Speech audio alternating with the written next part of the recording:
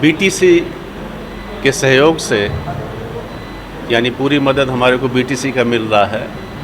तो बीटीसी के सहयोग से हम लोग जो है नेशनल एजुकेशन पॉलिसी पर जो इनक्लेव है, जिसको कॉन्क्लेव भी कहते हैं, उसका आयोजन कर रहे हैं। इस कॉन्क्लेव में क्या है कि जितने भी यूनिवर्सिटी के टीचर्स, जितने भी कॉलेजेस के टीचर्स, प्रिंसिपल्स हैं, उनको हम नेशनल एजुकेशन पॉलिसी के बारे में बताना चाह रहे थे।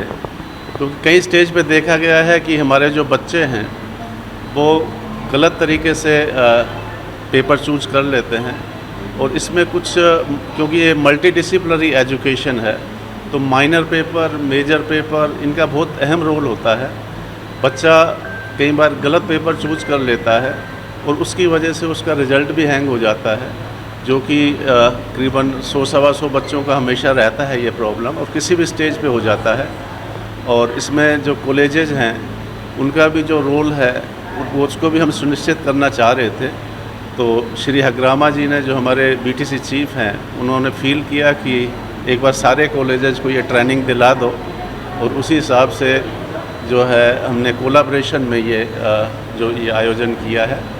और इस आयोजन में हमारे पास सारे कॉलेजेस के, एफिलिएटेड कॉलेजेस के, यूनिवर्सिटी के टीचर्स हैं। यहाँ पर एक्सपर्ट्स भी हमने बाहर से बुलाए हैं, हमारे यहाँ लोकल एक्सपर्ट्स भी हैं।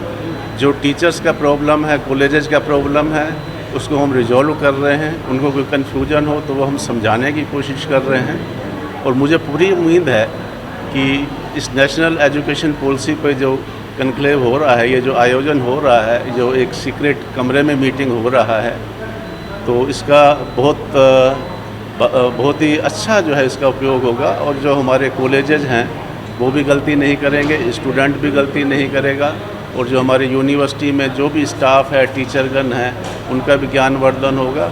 और किसी भी किस्म का कोई भी कन्फ्यूजन है तो उसकी गुंजाइश जो है हम नहीं रखना चाहते हैं, और उसको दूर करने के लिए इसका आयोजन किया गया है।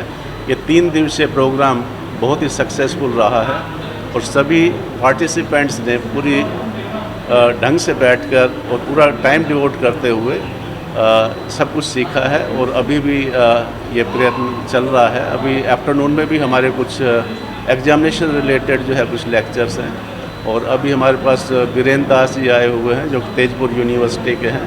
तो वो भी ज़िंदगी भर जो है सीओ ही रहे, तो किस तरह की प्रॉब्लम्स हैं, किस तरह से और सुधार की आवश्यकता है, वो सारी की सारी चीज़ें हम लोग जो है यहाँ पे कोशिश कर रहे हैं कि समझें और सीखें, और जो यहाँ की चीज़ें हैं उनमें और कैसे सब सुधार कर सकते हैं। और उनको भी हम सजेशन दे रहे हैं कि इस तरह का अगर किया जाए तो किस तरह से ये पूरे नॉर्थ ईस्ट स्टेट में दूसरे यूनिवर्सिटीज़ में भी NEP का जो है अच्छी तरह से अपन इसको लागू कर सकते हैं।